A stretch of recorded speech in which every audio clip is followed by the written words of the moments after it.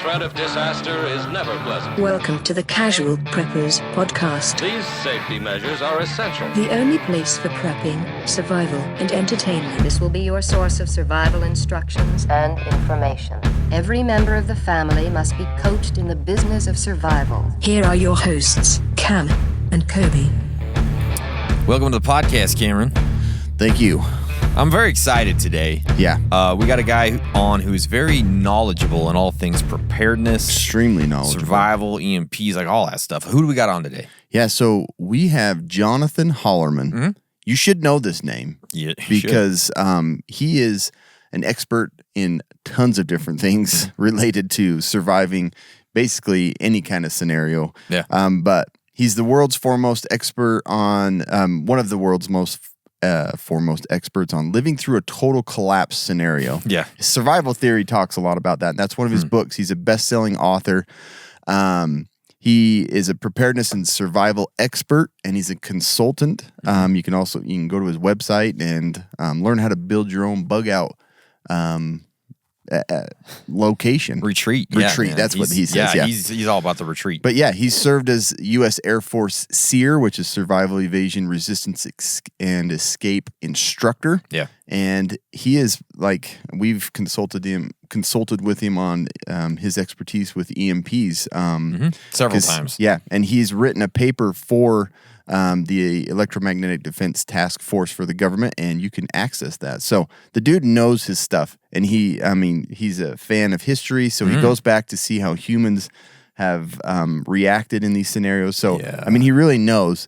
And I want to put it out there, this is gonna feel like fear mongering because he puts it as straight as it can be, what we need to worry about. It's not though. It's really not fear no, and he but talks about I that. think he can get really kind of worked up and scared about this, but it's real. It's most likely what's going to happen. So you need to listen. It's awesome, and he has great information. And you might know him from the Bugging Out podcast series. He was on one of our episodes there. Yeah, right? He was. So you might remember him. Before we get into this, guys, I got to tell you about Rhino Ready. Pre-kitted bug-out bags are usually ill-equipped one-stop shops that lack the attention to detail of a custom loadout. Not the case over at Rhino Ready, the truest purveyors of kick-ass survival packs and gear badassery. Their founder, Michael, spent years designing a modular bug-out bag that combined critical survival supplies with performance build quality. After launching on Kickstarter, it took many sleepless nights tinkering on weight distribution, prototype testing, and in-person manufacturer visits to bring their products to life. They sell an absolute beast of a pack called Companion, which you can get fully kitted, or you can just build out the pack however you see fit with your own gear. Look, guys, holidays are coming up. Christmas is coming up. This is a perfect gift for that loved one in your life, I think. So whether it's to supplement your existing setup or a gift for a friend or loved one, you can't go wrong. We have a new code, you guys, so I know we loved that last code, but apparently it got out of control. People loved it too much, and it got everywhere. So we're going to go back to the original, old faithful Casual Preppers. That's the code. It's what you've been plugging into everything. Yeah, it's what you've been putting at McDonald's, on the app. Etsy. Just on everywhere. The government where you pay your water bill. You've been putting it everywhere. So it's Casual Preppers. You're going to go to rhinoready.com. That is RINO ready.com. You're going to get $100 off kitted companions. That's absolutely incredible. It's ridiculous. I can't believe it's real, but it is real. And you're going to get 25% off everything else in the store. So good. And free shipping anywhere in the United States of America. So holy freaking crap. Yeah. Such a perfect ad for this episode because Jonathan Hollerman's very big on the bug out. Yeah. So, you got to be ready to you bug got to out. have it. Have the best of the best. And for me, this is like a perfect supplement to the other kits that I have. This is just an extra kit that I can throw in that I know has all the good stuff that I need. This one just is preppy level. You look. Yeah. You're going to look way more just slick and that's why I like it. Doing. I like it as a gift because it's sexy. It is, you know what I mean? It's just not like all my junk thrown in a bag. Yeah. It's sexy. Super clean, super easy to organize. I like it. I like it. That's right. Guys, here it is. The man, Jonathan Hollerman. Well, welcome, guys, to the podcast. We're super stoked today because we have a fantastic guest, right, Cameron? We do. We have an awesome guest. Yes. One that's helped us immensely in some of our episodes. Absolutely. And our other podcasts. So. You know him from the Bugging Out podcast. He was featured in an episode. This is the man, Jonathan Hollerman. Welcome to the podcast, buddy. Thanks for having me on, guys. Man, we're stoked. We're excited. Yeah. You have all the knowledge I would like to absorb Yeah. without all the work. Exactly. So hopefully you'll give it to us today. So for our listeners who might not know who you are, can you give us a quick 1 minute background on how you got to where you are today and who you are? Sure. So my background is I was formerly in the military, a S.E.R.E instructor. It stands for Survival, Evasion, Resistance, and Escape. I have a company called Grid Down Consulting. I've worked with over 500 high net worth individuals around the country to help them and their families better prepare. I'm #1 bestselling author on survival and preparedness and experimental psychology. And so for the last probably 5 years, I've been donating a bunch of my time. I've been invited in taking part in efforts to harden the electric grid. So the original organization that kind of brought me into this was the Electromagnetic Defense Task Force. General Quas asked me to attend a 3-day wargaming event. It was a joint services, military, all your alphabet agencies, the National Security Council, Nuclear Regulatory Commission. So I got to attend those meetings. They were very enlightening, let's put it that way. And since then, I've been involved in a bunch of different organizations, InfraGard, Secure the Grid Coalition. I'm members of those two organizations. I sit on the board of advisors for EMPact America, and as of the last about year and a half, I am the deputy director at the U.S. Task Force on National and Homeland Security. That's a congressional advisory board under the EMP Commission. So I was working with Dr. Peter Price organization for a while, and when he passed away, I was asked to come in and be deputy director. So that is kind of my background. And, a lot of people ask me about my S.E.R.E experience, and it's about survival and evasion. But to be honest with you, most of the takeaway I take from that is more of dealing with starvation and human desperation. And that led me down a path to write a report for the EDTF called Grid Down, Death of a Nation, the Psychology and Physiology of Human Desperation, Starvation, and Living Without Rule of Law in a Prolonged Grid Down Event. So that 122-page white paper report, whatever you want to call it, is available for free at our website, the emptaskforce.us, and you can download that for free. Yeah, that's awesome, man. I finished reading Survival Theory 2 earlier this year, right? And there was a lot of that information in it. It felt like, it was a fantastic book. If you haven't read it, you need to go get Survival Theory and then Survival Theory 2 because, man, it is an eye-opener. Some scary stuff. Yeah, people think they understand what it's going to look like in those types of scenarios, but I think a lot of people are, underplaying it a little bit after reading this. Yeah, that's where his history takes a big. A lot of people aren't students of history. Yeah, and when they do look at historical accounts of calamities, it's typically looking at it from a 30,000-foot view, right? And it's looking at the response and how the government's responded. I include a lot of historical narrative from true starvation periods of time, whether that be the Bengal famine, the Holodomor, the Chinese famine, the kind of the conditions in the Warsaw Ghetto, and I put firsthand historical accounts, like firsthand experience in there. Selko Bugovich is another good one, and it's tough to read. It's difficult to read. Yeah, it's like I'd come out of the room after reading it, looking at my wife like, I need a minute. I got to digest what I just read because it's rough. But I think it's good to read and to digest because I think it opens your eyes to what could happen and what maybe might happen at some point. So to get your head right, you know what I mean? Because a lot of people are like, it's not going to be that bad. Everything's going to be fine. People generally are good, and that they generally are until you get into a situation where things get a little crazy, right? That's exactly right. And so it's called normalcy bias. People want to make their plan of actions with today's humankind in their plan of action. And you have to realize that people are going to change radically. The human population that you're going to interact with are going to change radically. And, I used to read a lot of preparedness fiction, and I don't anymore, because a lot of the authors, they just don't understand that concept. And if you look at the studies, you look at the Minnesota starvation experiment from the 40s, you look at history, and you get a completely different picture. So I know I am very pro having a group, a mutual assurance group, however you want to call it. And I think that's something that every person should look forward to.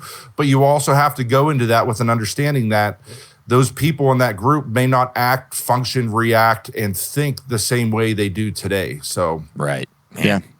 I like that, like you said, with history. I mean, I think nowadays we see a lot of history just being like wiped off. It's like, it's not important. We live in a different time. And like, I think history repeats itself. I mean, it's been said over and over. And I think that's awesome that you've used that. I mean, it does, even though it terrifies people a little bit.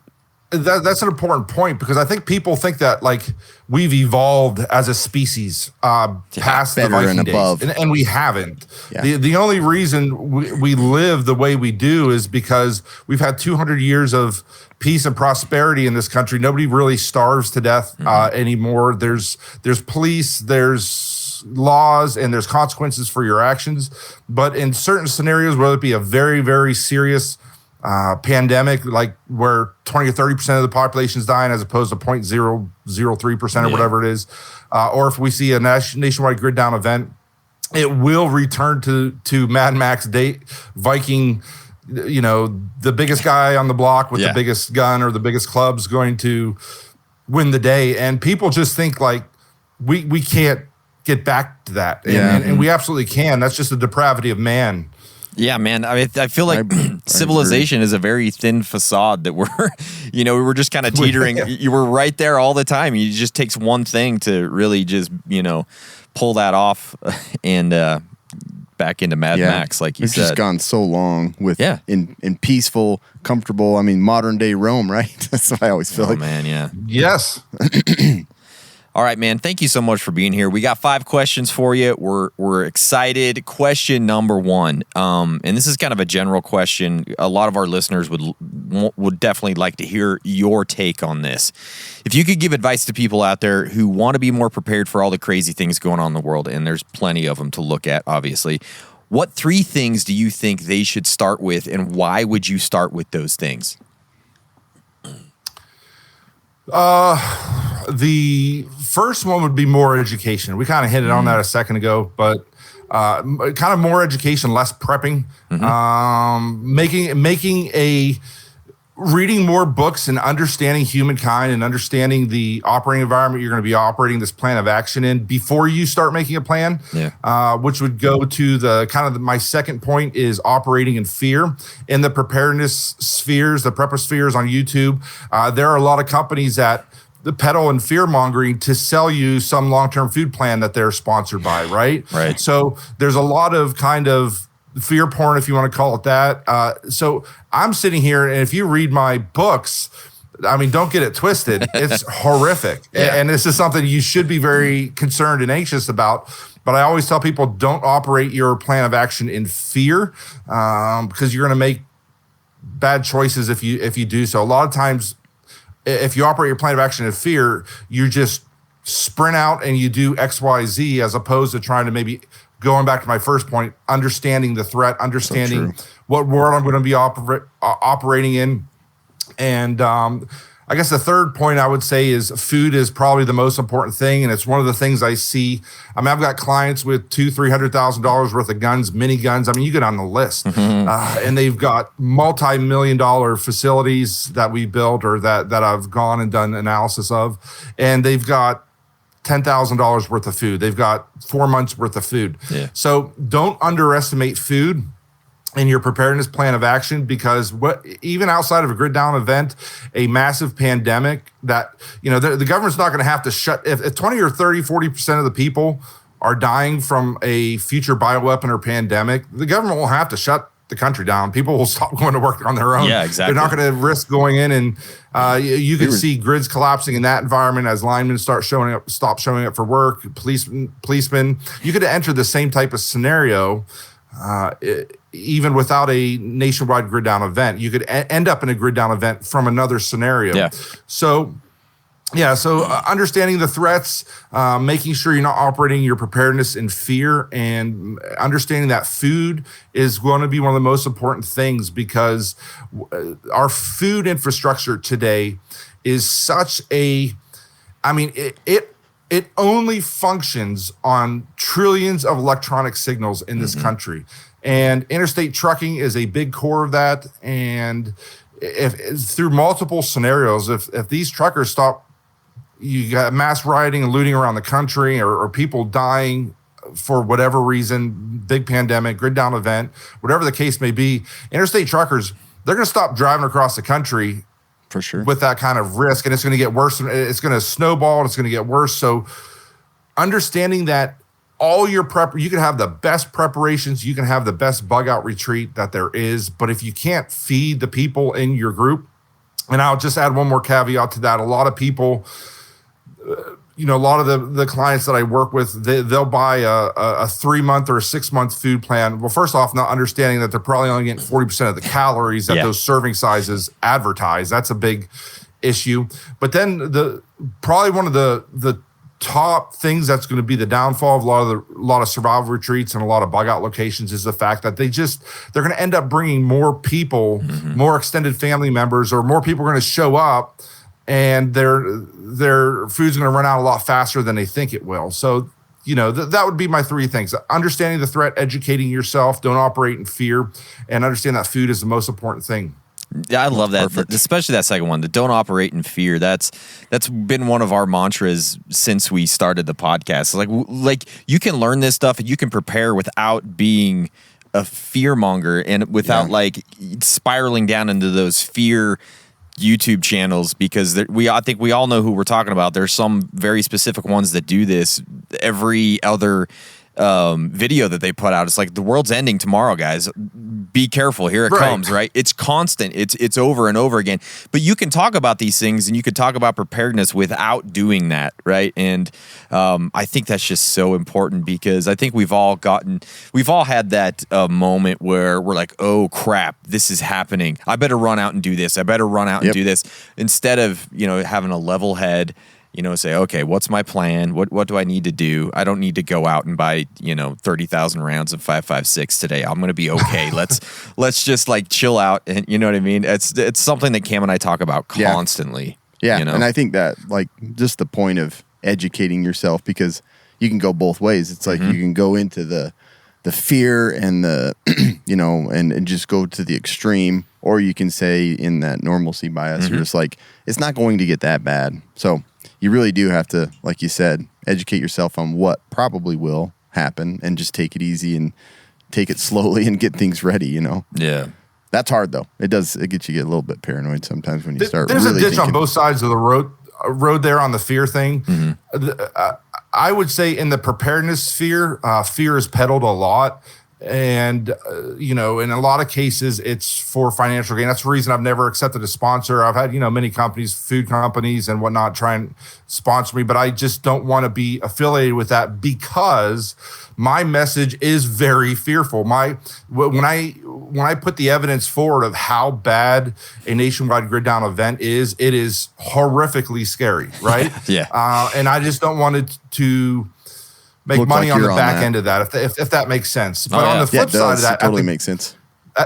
the government meetings that I go to, I was down in Texas here this summer with Senator Bob Hall. We were trying to get legislation to harden the grid in Texas done this summer. We've got multiple states we're working with at the task force here. The problem is the government and a lot of these meetings that I attend, the FBI's InfraGard and There are no fear-mongering zones. My message will not be heard. I don't get, they ask me to attend and they ask me to, speak up and share my opinions while I'm there, but they don't give me speaking engagements because my message is scary. And the people that need to be scared are our government officials and the electric utility executives to get off their rear end and harden our grid before something like this happens. But that's the one area where we can't fearmonger. So it's kind of frustrating on that end. Yeah, I totally get that. And speaking of that, going on to question 2, that's kind of, you're known for understanding the EMP threat probably better than most people, almost anybody. So can you tell us, what are some of the things that you see that preppers get wrong when it comes to an EMP event? Because I'm sure there's plenty of things that you see that you roll your eyes or maybe we're just not understanding like we should. Sure. So the preparedness community has been around for a very long time. One of the original guys that I was reading 15 years ago is a guy named Mel Tappan from the 70s, right? And the kind of the mentality all the way going through Y2K, and there was a lot of in the 50s, there was a lot of civil defense and nuclear wars coming any day. So the idea of preparedness has been around in the preparedness community. The problem is it hasn't evolved alongside our reliance on technology. And what I mean by that was what I mentioned earlier, that every aspect of human life today revolves around electricity. So it's not just the EMP threat, it's solar flare, it's cyber attack bringing down the grid, it's a physical attack on the grid. And so it's easy to some people will dismiss each one of those as, hey, this is a low probability event. But when you start adding up the probabilities from all 4 of those, especially since seem to be racing full speed ahead trying to enter World War III as a nation, these things become a lot more real. And their probability, if you add all 4 together, I firmly believe in my lifetime, in your lifetime, we'll probably see some kind of at least regional, if not a national grid down event, whether that be from EMP, a solar flare, cyber attack on the grid, or something of that nature. The biggest misunderstanding that people don't get in the kind of the preparedness community absolutely misses is the effects of desperation and starvation on a human body. This is something that I've been beating my head on, and I'm a one-trick pony in the preparedness community, but I've spent my life work. I've read dozens and dozens of historical books. The Minnesota Starvation Experiment manual is like 1,200 pages. I've Milgram studies. I've read Dr. Philip Zimbardo. He's a great guy to read on this. The Lucifer Effect. He has a book on how good people turn evil. And there's so much information on the threats from other people in a grid down event, in a starvation event. And I don't mean I'm not talking about a short-term 1 or 2 week event. I'm talking a long-term event or even a pandemic that shuts the country down and kills a lot of people. A lot of the preparedness community, they have these, just hang out in your suburban neighborhood, talk to your neighbors. And there are logistical issues that you can drive a Mack truck through on how that's not going to end well for you. And the fact that you're the only one with long-term food in your basement and the other 30 people on your cul-de-sac don't have any long-term food. They're going to be eating your kids' food. You're not going to make it to harvest season. You're misunderstanding the millions of people, if not tens of thousands or hundreds of thousands that you're outnumbered by. There's a lot of alpha male, a lot of it comes from Hollywood and zombie apocalypse movies, and you're just going to shoot the zombie hordes that are rushing your house, which by the way isn't bulletproof. And we're gonna garden in our backyard, which, like, if you think all your neighbors aren't going to figure that out really quick, there's a lot of really, really bad preparedness information, and the people that put it out there, I believe, are a lot of times are well-meaning, but it all comes back to, again, a misunderstanding. If you start making plans of actions and you start making plans without understanding the effects on the populace and how everything's going to fall apart so fast and way further than you think it is, and this idea that you're just going to hang around in town and everything's going to be okay, it's I get a lot of pushback because, well, I don't know how far I want to go down the road, bugging in versus bugging out. If you haven't seen it, go watch the thing we did with you guys. With you guys. You guys put a video out there, bug in versus bugging out, and I'm sure they can watch that video and kind of get a deeper understanding of why I feel the way I feel on this. Yeah, man. That whole thing with a total grid down scenario, it almost seems overwhelming. It's hard to know exactly what route to take as a prepper. I just can't imagine even if today we had something like the Carrington event or something happens today, what would that look like in this? I mean, in your eyes, what would it look like for the United States if something like the Carrington event went off? Well, we know for a fact, I've worked alongside the EMP Commission for a very long time, regardless of what commercial and utility money backed sources and the EPRI report, regardless of what they say, we know for a fact that a Carrington level solar storm, CME, will utterly destroy our American electric grid. So the Achilles heel of our country is our high voltage transformers. They weigh about 400 tons on average. There's about 3,000 of them around the country.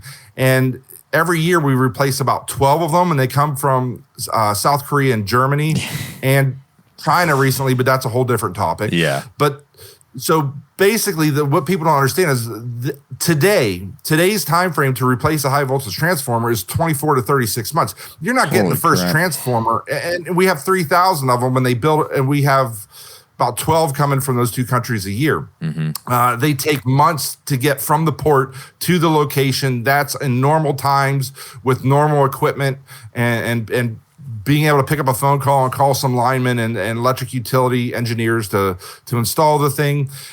People don't understand. We're not getting those you're not getting the lights back on for at least 2 years. If a massive if a massive solar flare happens, you're just not. So you're talking about 2 years without electricity as a country, and we just don't have the life skills to live like we did 150, 200 years ago. The Congressional EMP Commission has told Congress, if this were to happen, we lose 90% of our population in the first year. Disease, societal unrest, violence, unbelievable, and death and destruction. It's going to be, and another important point on this is the fact that, we talked about possibly entering World War III.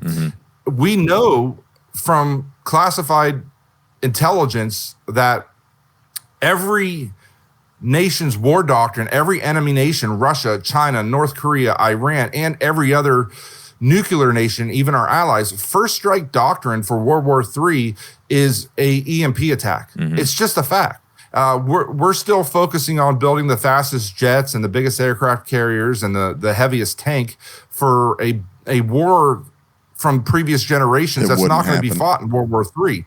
They can win the war on day one by taking down our electric grid without a single bullet being fired. So why would they not do that? People are still concerned about all-out nuclear war when it only takes one nuke to take down our entire electric grid, and you win the battle on day one. So this is something that people need to consider. They need to educate themselves on this threat, on what's coming, and what the aftermath of that looks like. Yeah, man, that makes you feel good. That's terrifying. I mean, you see what happened just with COVID, with our shipping and our delivery. Like, you know what I mean? Can you imagine if the entire grid is down? Yeah. What happens there? Like, nothing moves. Just like you said, like the whole fact of transport, like the food's being produced, but it didn't have anywhere to go. Yeah. So they're just burying it. And like, I don't know, weird stuff. Terrifying. Well, in an EMP, nothing works. The canning facilities don't work. The everything's automated. Everything's computerized. All those computers are going to be fried. So even if you could have a backup generator at a canning facility, all the equipment today is automated and has tons of microchips all throughout those factories. None of that stuff works. So the interstate trucking, even if you did have it, you couldn't get it anywhere. But our food infrastructure today, when you swipe a can of beans at the grocery store, there's an electronic signal from that cash register that goes to the distribution center for that grocery store and says, put another can of beans on the next truck. The distribution center sends an electronic signal to the canning facility, put another can of beans on the next truck. The canning facility sends an electronic signal to the farm in Mexico, we need more beans or peas on the next, another truckload of beans or peas.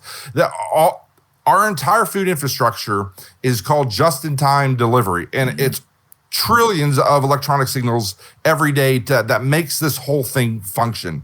And if you get rid of those electronic signals, all the food stops where it's at. When your grocery store is empty, it will never get more food there.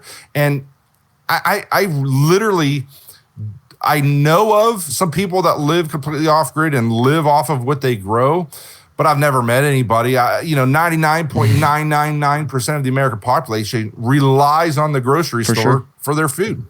Yeah. Mm-hmm. Yeah, that's insane. Man, it's really hard to wrap your head around that. And I think, like you said, I think people just take that as, this isn't realistic. Like, there's just no way. But it makes sense when you break down all those little things that it easily will turn into that. Yeah.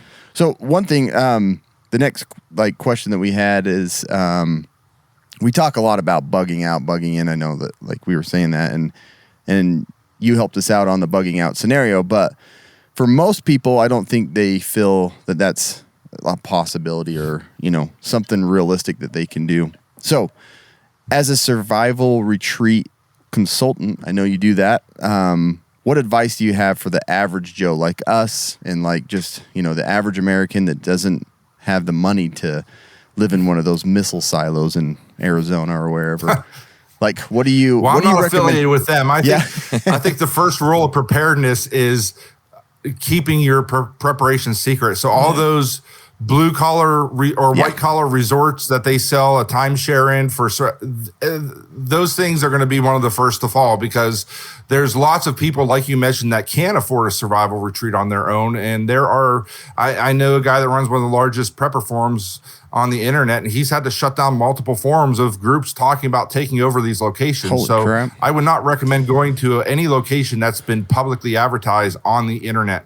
But to answer your question, bugging out and for the average Joe that doesn't have a lot of money. So first, I want to be perfectly blunt. If you're living paycheck to paycheck, I believe that you're to be a good steward of your money and not cash in your kid's college fund, and again, operate out of fear. Mm-hmm. And your wife's going to divorce you because you spent all your money on prepping instead of taking care of your family. So I get that.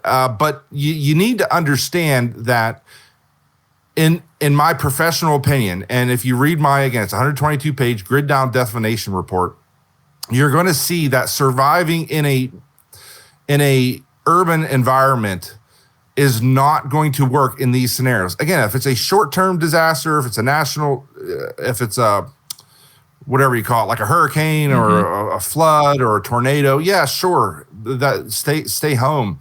But if we're talking about a long-term event, your chances of survival in a close proximity to a lot of people is very low, very, very low. In my opinion, your best chance of survival, your number one threat in this type of environment is other people.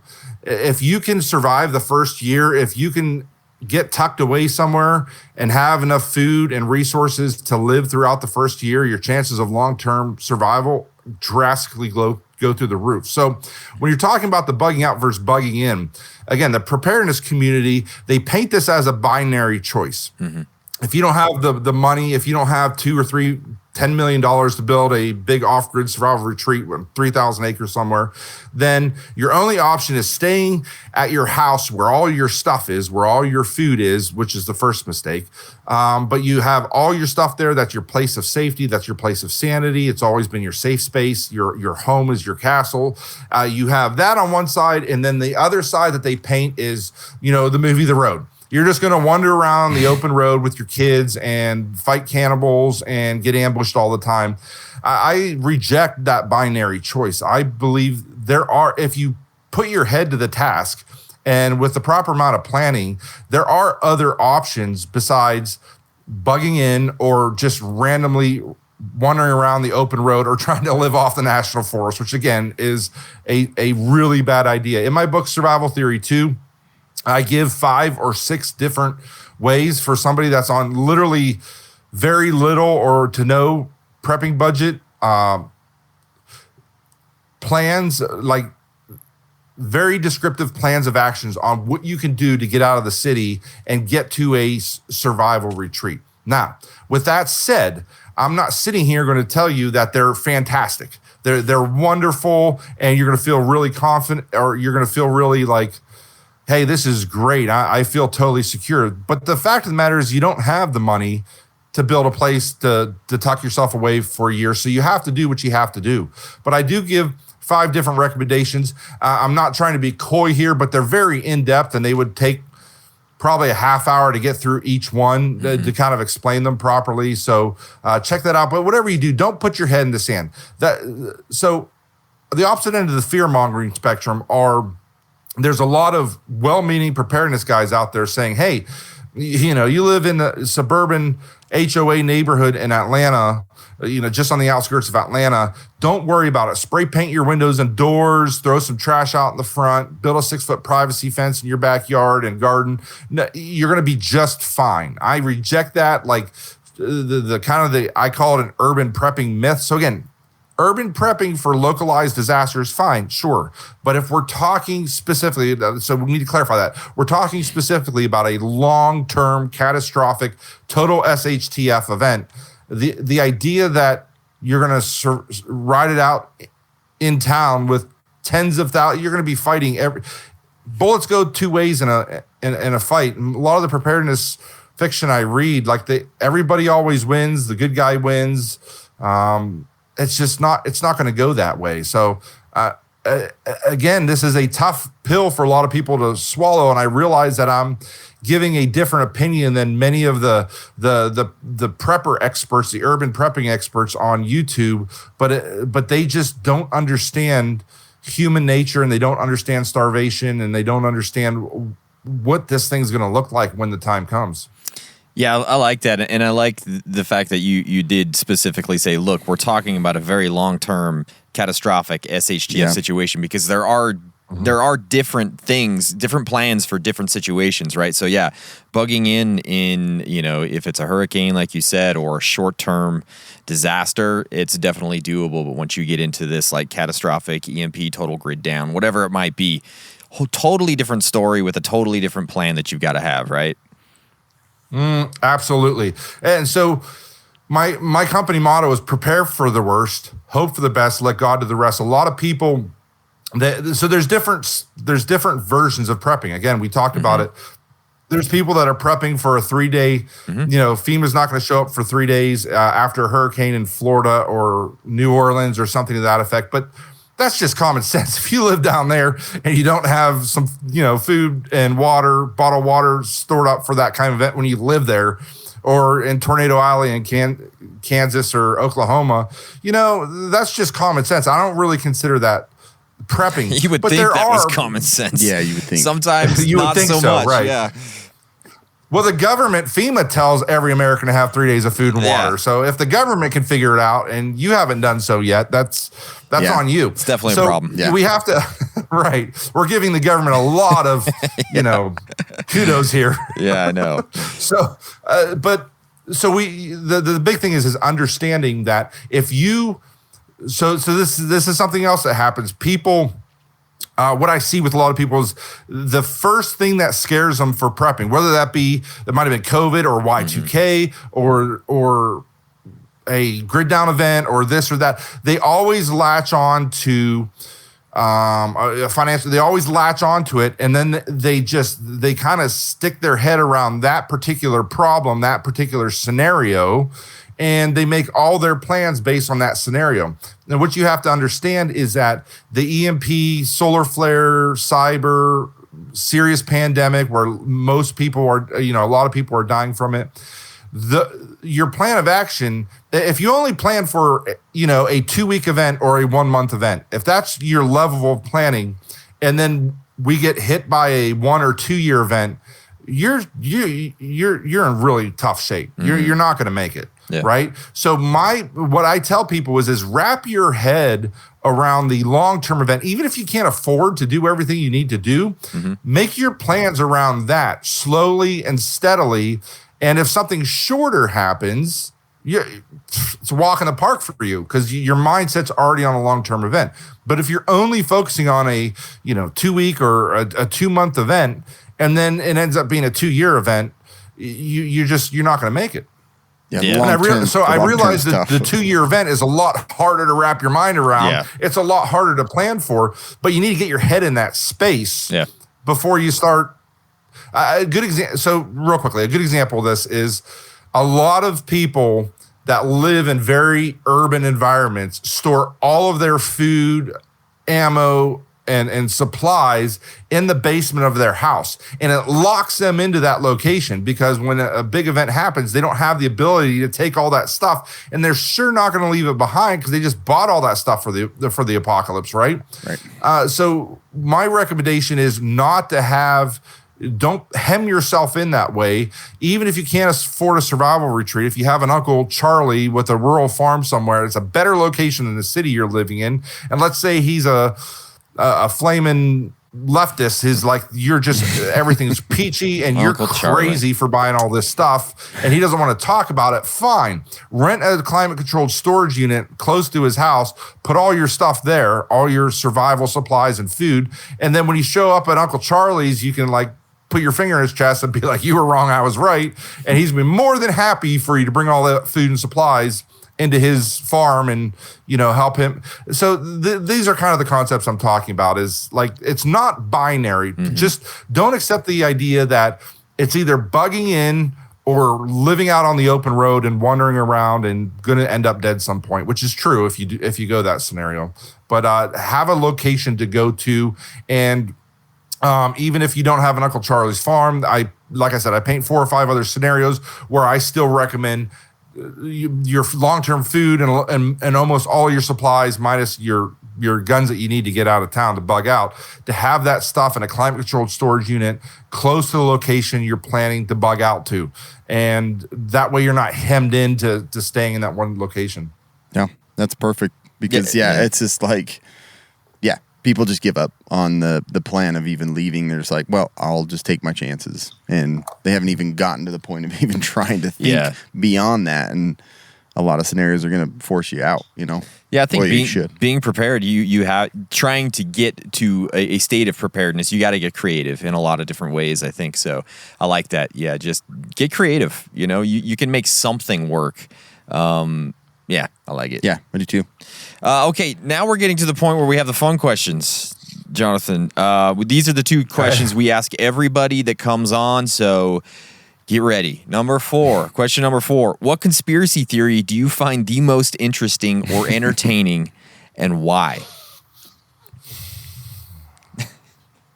Aren't they all coming true at this point? I mean, yeah, that is true. Right. That is true. Many of them aren't. They're no longer anymore. Conspiracies. Yeah, they're just happening. Say the question one more time. I just want to understand the nature of the question. Sure. What conspiracy theory do you find the most interesting or entertaining, and why? Okay, so I'm going to pick the entertaining side of it. Yes, as opposed to interesting. Good. So the one I find most, there's 2. So I don't buy into a lot of conspiracy theories, okay? So most conspiracy theories, I have a hard time with giving groups or the government kudos for having this grand conspiracy theory when stupidity and power and money is an easier answer. But the most entertaining one for me, because I have a pilot's license and I've done pilot training for short takeoff and landing for extracting clients, it would be the chemtrails one. Nice. It's just, it's so bad. And I know there's people that firmly believe it. And there's we've been chewed out before. Oh yeah, so many times. And I'm sure I probably will on this one too. But so part of that is my dad's an aircraft mechanic. He retired an aircraft mechanic after 20 or 25 years for U.S. Airways, and his job was to what's it called? X-raying different parts of the plane for stress fractures, right? So he's literally seen every square inch of an aircraft carrier, or not aircraft carrier, an airliner, right? A large jets. And when I brought this up to him, he laughed. He said, I've never seen anything that would lead you to that. So holding a part of it is like dump chemicals across the entire sky for miles and miles. you would have to have so many tens of thousands of aircraft mechanics on board with this conspiracy. There would have to be so many people involved that are being paid off or whatever. And it's just, it's kind of laughable to me. So again, if you do the sign, I've seen it in the air flying. I've seen the contrails, not chemtrails, start and stop on a plane, and it has to do with temperature and humidity. All that plays effect in how long those things stay up in the air. You would say that you're part of the conspiracy. That's what's going on. I am, and someone sent me a video a while back that was very compelling. I don't want to give the guy any kind of. I don't want people going and even watching this guy, but he was a big name. I mean, he probably had close to 1 million subscribers. Oh, wow. And it was this video on chemtrails, and I watched it, and I was like, nah, they're making some valid points, this and that. And this was before I was a pilot and before I understood everything. And so I did just some basic Google searching, and one of the big things that he had was like, we have this new insider. That was like the label of the video, this new inside, we finally have the proof. And it was this big, huge, airliner plane, but inside were all these metal tanks and hoses, and it was like we finally got it. We have an insider, and I did like the basic amount of research. And that plane, that video came from a firefighting. It was a firefighting plane, right? And that video came from a documentary. Like, he just hijacked the footage. Unbelievable, and I'm like, if you have to lie and lie to people to make your point, I'm not going to trust anything you have to say, right? And then the other thing is like, oh, there's so many of them. I'm 70 years old, and 50 years ago, we never used to see as many. It's like, well, there's 50 times more planes in the sky today than there was 50 years ago. That's true. That kind of checks out. A few more airports than there used to be. Common sense. So that would be the most entertaining to me, just because, again, I understand the science behind it. Yeah. So I'm not dismissing cloud seeding, but people get them confused, because cloud seeding is something that for real governments and for climate change. So I'm against that. I'm not saying that doesn't happen, but what you're seeing across the sky on a given day, that's just contrails. So that would be the most entertaining. To me, the biggest conspiracy that I believe in is, and this will probably get a lot of people upset, is dispensationalism as far as Christianity goes. And in Darby in the 1930s, and a vast majority of Christians believe in dispensationalism. I'm more covenantal reformed, and just seeing how for 1,800 years, like, that concept didn't even exist, where the Bible's written in different dispensations. I'm not going to get deep into it, but that was literally created in 1830, and probably 85% of the church believes that today. So that would be, to me, one of the biggest ones that I see, that I believe the opposite, that I'm on the conspiracy side. Nice. Man, that's fun. Yeah, those freaking chemtrails. There's going to be a bunch of people Googling dispensationalism after this. Yeah, I'm Googling it over here right now. You can't see me. Okay, last question.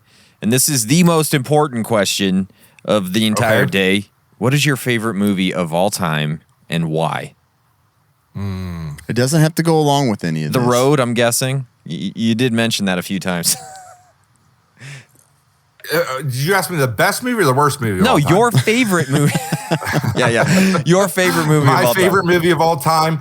I really like good versus evil movies. Okay. I really like Lord of the Rings would be Great where good conquers over evil. The first 3 Lord of the Rings were fantastic. But if you're asking me my all-time throughout history favorite movie, I'm going to have to go with Legends of the Fall. Oh man, that is a great choice. Yeah.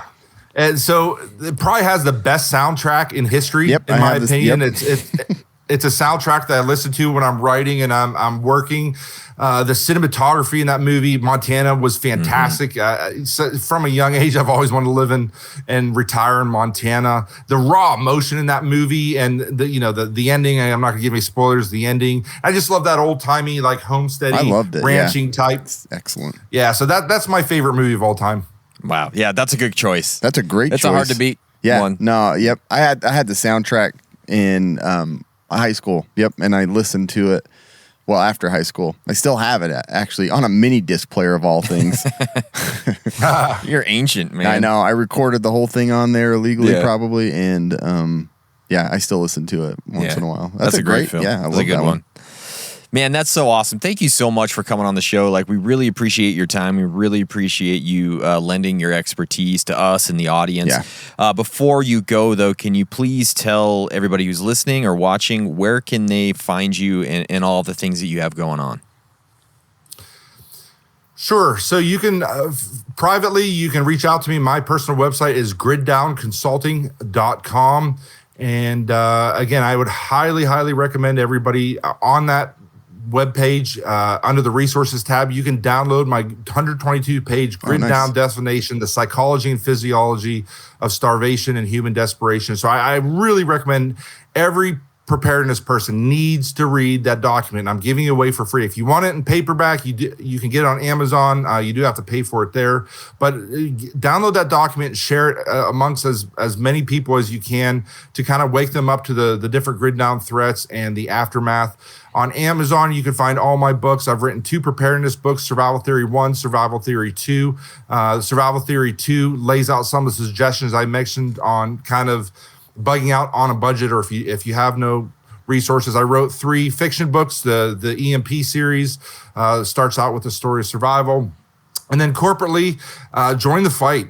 We have to wake up the American population, and we have to wake up the government and convince them to harden the electric grid, regardless of how hard the electric utilities are fighting against us. So go to securethegrid.com, go to emptaskforce.us, support our organizations. If you want to join in the fight, email us, and we'll give you something to do. So Beautiful. That's awesome. Yeah.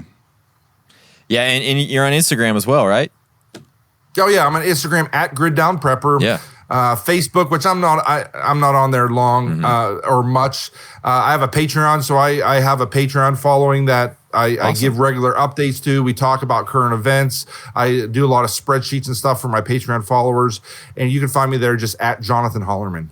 Sweet. Awesome. Yeah, I can't recommend his stuff enough. I've read both of the survival theories. They're fantastic. Really, really good information. Thank you so much for coming on. We really appreciate you, and stay survived. Yeah. As always, prepare for the worst, hope for the best, and let God do the rest. Take care, everyone. Thanks, man.